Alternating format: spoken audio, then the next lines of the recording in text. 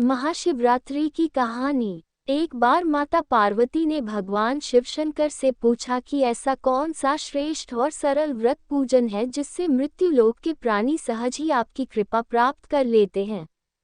उत्तर में शिवजी ने माता पार्वती को शिवरात्रि के व्रत की विधि बताकर महाशिवरात्रि की कथा सुनाई। एक बार चित्रभानु नाम का एक शिकारी था जो पशुओं का शिकार करके अपने परिवार को पालता था। उस शिकारी ने एक साहूकार से ऋण लिया था, लेकिन वह उसे समय पर चुका नहीं सका, जिससे साहूकार ने क्रोधित होकर शिकारी को शिवमठ में बंदी बना दिया। संयोगवश वह महाशिवरात्रि का दिन था और वहां कीर्तन चल रहा था। शिकारी ध्यान मग्न होकर कीर्तन तथा शिव संबंधित धार्मिक बातें सुन रहा था। चतुर्दशी को उसने महाशिवरात्रि व्रत कथा भी सुनी। शाम के समय साहूकार ने शिकारी से ऋण संबंधी बात की, तब शिकारी ने अगले दिन सारा ऋण चुकाने का वचन दिया और बंधन मुक्त होकर वहां से चला गया। चित्रभानु वहां से सीधा जंगल में शिकार खोजने गया। भटकते भटकते उसे रात हो गई, लेकिन शिकार नहीं मिला। वहां एक बेल का पेड़ था जिसके नीचे शिवलिंग था। रात को शिकार के लिए वह उसी बेल के पेड़ पर चढ़ गया और नींद न आ जाए इसलिए वह बेलपत्र को तोड़कर नीचे गिराने लगा। वह बार बार बेलपत्र तोड़ता और नीचे गिराता, जिससे बेलपत्र नीचे स्थित शिवलिंग पर जाकर गिरने लगे। इस प्रकार दिन भर भूखे प्यासे रहने से शिकारी का व्रत भी पूर्ण हो गया और शिवलिंग पर बेलपत्र भी चढ़ गए। रात्रि का एक पहर बीत जाने के पश्चात वहां एक गर्भवती हिरनी आई।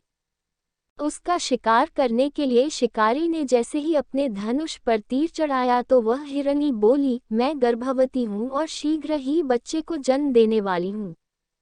तुम एक साथ दो जीवों की हत्या करोगे तो अच्छा नहीं होगा। मैं अपने बच्चे को जन्म देकर शीघ्र ही तुम्हारे पास आ जाऊंगी। हिरनी की बात सुनकर शिकारी के मन में दया आ गई और उसने हिरनी को जाने दिया। कुछ देर बाद एक और हिरन उधर से निकली, जिसे देखकर शिकारी प्रसन्न हो गया और अपने धनुष पर बाण चढ़ाया। उसे देखकर हिरनी ने विनम्रता पूर्वक निवेदन किया, मैं थोड़ी देर पहले ऋतु से निवृत्त हुई हूँ और कामातुर विरहिणी हूँ। मैं अपने प्रिय की खोज में भटक रही हूँ और अपने पति से मिलकर शीघ्र ही तुम्हारे पास लौट आऊंगी। उसकी बात सुनकर शिकारी ने उसे भी जाने दिया। रात्रि का अंतिम पहर बीत ही रहा था कि तभी एक और मृगी अपने बच्चों के साथ उधर से गुजरी।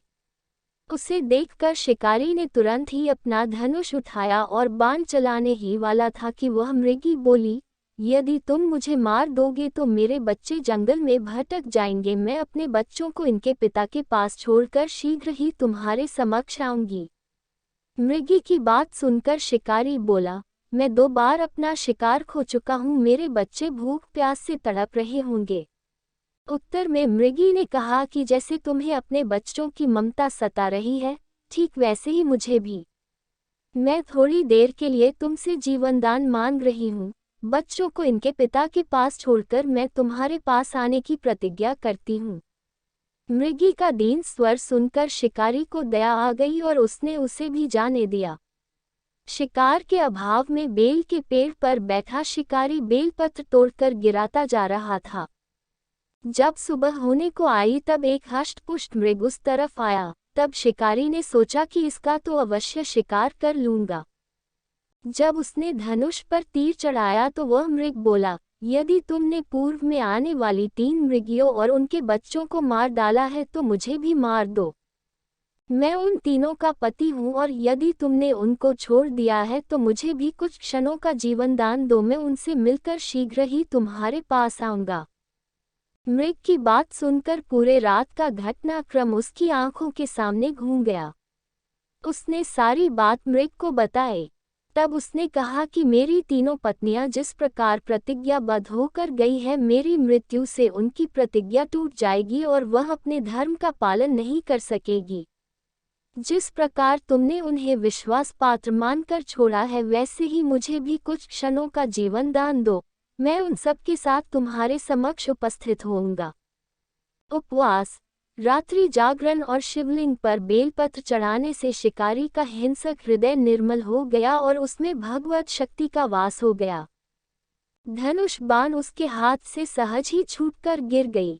भगवान शिव की कृपा से उसका हिंसक हृदय करुणामय भाव से भर गया। वह आज अपने अतीत के कर्मों को याद कर पश्चाताप की आग में जलने लगा। थोड़ी देर बाद वह मृग सपरिवार उस शिकारी के समक्ष उपस्थित हुआ, किंतु जंगली पशुओं की ऐसी सत्यता, सात्विकता और प्रेम भावना देखकर शिकारी को बड़ी ग्लानि हुई। उसकी आंखों से आंसू झरझर कर गिरने लगे। उस मृग परिवार को ना मारकर शिकारी ने अपने हृदय को कोमल और दयालु बना लिया। देवलोक से समस्त देवी देवता भी इस घटना को देख रहे थे। इस घटना की परिणति होते ही समस्त देवी देवताओं ने पुष्प वर्षा की। भगवान शिव ने अपने दिव्य स्वरूप के दर्शन कराए तथा सुख समृद्धि का वरदान देकर उसे गुरु नाम प्रदान किया। यही वह गुरु था जिसकी भगवान श्री राम की मित्रता हुई। ये कहानी यही समाप्त होती है। आपको कहानी अच्छी लगी हो तो कमेंट करें, शेयर करें और हमारे चैनल पर पहली बार आए हैं तो सब्सक्राइब जरूर करें। धन्यवाद दोस्तों।